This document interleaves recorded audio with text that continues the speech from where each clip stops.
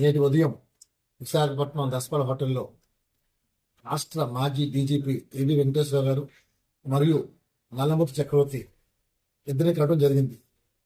ఇవాళ విశాఖపట్నంలో 22A భూ సమస్యలతో ప్రజలు బాధపడుతున్నారు. అలాగే కొంతమంది ప్రజల భూములు ఆక్రమణ చేసి కబ్జా చేసి బిల్లులు కూడా కడుతున్నారు. ఇంత దారుణం ఎక్కడా లేదు. ఇవాళ ప్రజలకి న్యాయం అనేది జరగట్లేదు.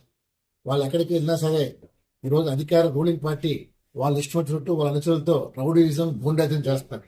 మరి ముఖ్యమంత్రి గారు మాట్లాడితే ప్రతి ఇంటికి నేను పెద్ద కొడుకు అని చెప్పిన ముఖ్యమంత్రి గారు ఈరోజు పట్టా లేకుండా పోయారు. మరి ఇటీవల కాలంలో 22A భూములు పరిష్కారం చేస్తామని చెప్పి ముఖ్యమంత్రి గారు స్వయాన్ని ప్రకటన చేశారు. కానీ ఆ ప్రకటనగా మిగిలింది తప్ప ఆచరణ రూపంలో రావట్లేదు. మేము కోరుతుంది ఒకటే, ప్రభుత్వం ప్రజల కోసం పనిచేయాలి. అంతేకాని మీరేమి దేవుళ్ళు కాదు. ఈవేళ ఎలాగైపోయిందంటే రాజకీయ వ్యవస్థ మేమే దేవులుగా భావిస్తున్నారు, ప్రజల్ని భక్తులు అనుకుంటున్నారు. పిచ్చికాకుండా అర్థం కావట్లేదు. సో వ్యవస్థ మారాలి, ప్రజల్లో చైతన్యం రావాలి. దీనికోసం సెప్టెంబర్ 3వ వారంలో విశాఖపట్నంలో భారీ సదస్సు పెట్టబోతున్నాం. డెఫినెట్గా ప్రజలు మీ సమస్యలతో ముందు రమ్మంటున్నాం. 22A సమస్యలు పరిష్కారం కోసమే కృషి చేయబోతున్నాం. డెఫినెట్గా ఈవేళ ప్రభుత్వం మాయమాటలు చెప్తుంది తప్ప ఆచరణ తేవట్లే. మీ సమస్య పరిష్కరించకుండా మీ భూమి మీ హక్కు పొందడం కోసం తెలుగు శక్తి అడుగు ముందుకు అయిపోతుంది. ఇందులో మేము కోరుతుంది ఒకటే, ఈరోజు ఎదిరించోడు లేకపోతే బెదిరించోడిదే రాజ్యం. అందువల్ల నేను మీకు అన్నగా, తమ్ముడుగా, కొడుకుగా, మనోడుగా, మీ వాడిగా, మీ ఇంటి బిడ్డగా రాబోతున్నాను తప్ప నాయకుడిగా కాదు.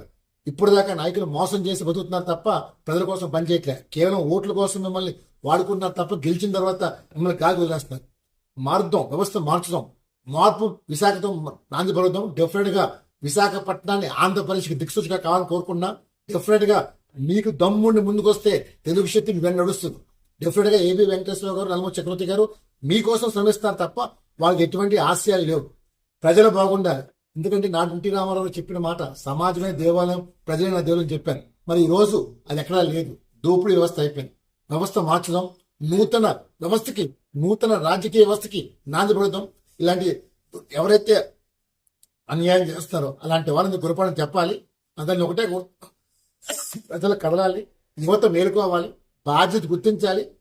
విశాఖ భవిష్యత్తు మార్చాలని పిలుపుస్తున్నాను. డెఫినెట్గా మనం అందరూ చేయగలిగితే మన భూములు మనకు వస్తాయి. ఎవరు లాక్కోలేరు.